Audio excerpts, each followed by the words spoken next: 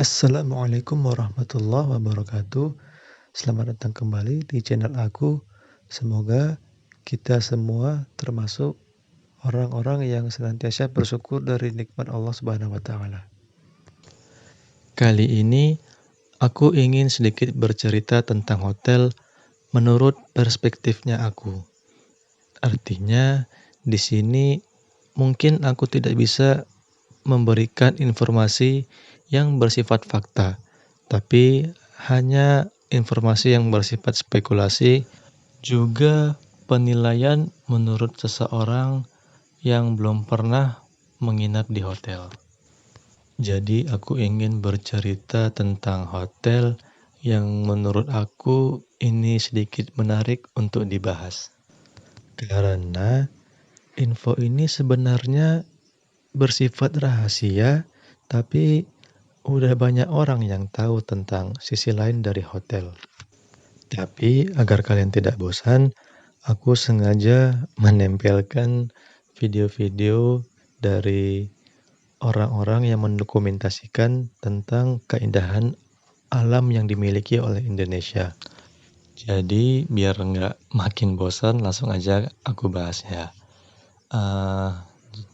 Tentang hotel di Indonesia itu sebenarnya citra hotel di mata masyarakat itu sudah buruk.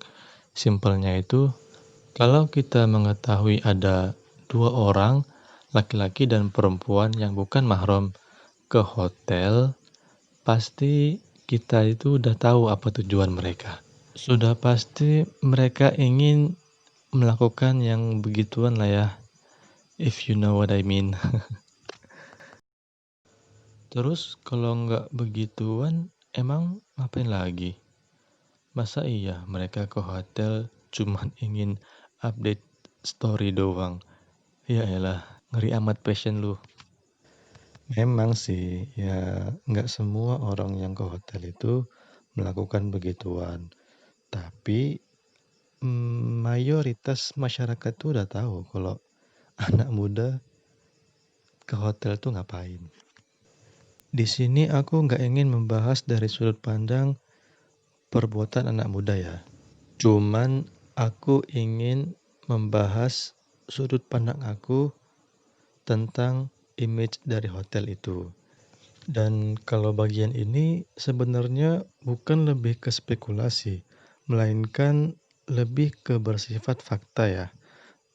Pasti kalian udah pernah lah ya baca berita tentang penggerebekan yang dilakukan oleh Satpol PP ataupun polisi menangkap para pemuda yang sedang berada di hotel dengan orang yang bukan mahramnya. Dan yang menariknya, kalau kita mendengar berita itu, pasti reaksi kita itu nggak terlalu hype atau ya biasa aja gitu dengar berita seperti itu. Artinya kan hal itu udah biasa dan sering kita jumpai kasus seperti itu. Dan ini merupakan keburukan dari hotel yang paling signifikan terjadi. Terus kalau begitu, di mana letak kesalahannya? Apakah semua kesalahan itu ada pada hotel?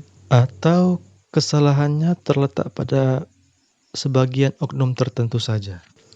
Dan menurut aku, kita tidak bisa menyalahkan hotel begitu saja.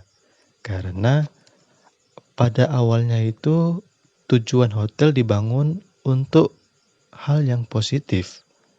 Namun beriring dengan perkembangan zaman, orang-orang menggunakan jasa hotel itu untuk menggunakan aktivitas yang negatif.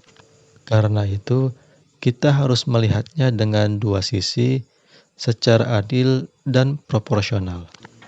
Artinya, kita harus memperbaiki tingkat SDM masyarakat kita yang menggunakan hotel itu sebagai jasa atau wadah dalam melakukan aktivitas negatifnya.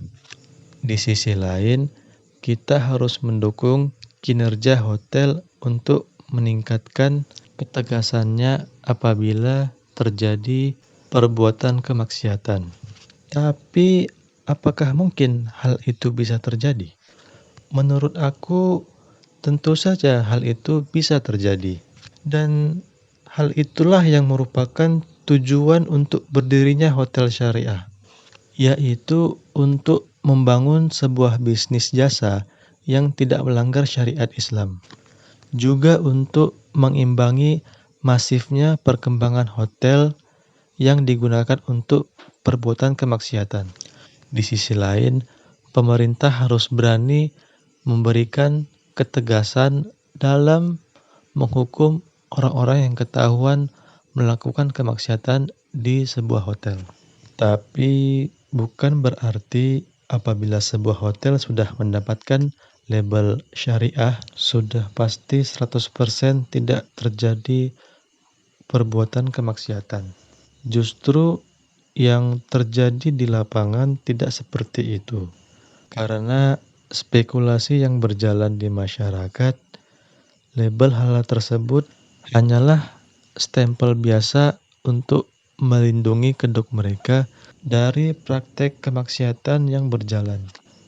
Karena sebenarnya kita tidak sulit untuk menemukan bisnis yang berlabel syariah di negeri ini.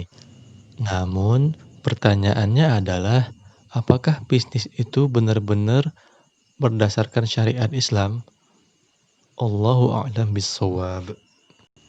Dan dari semua itu, tentunya ini kembali lagi kepada SDM kita masing-masing.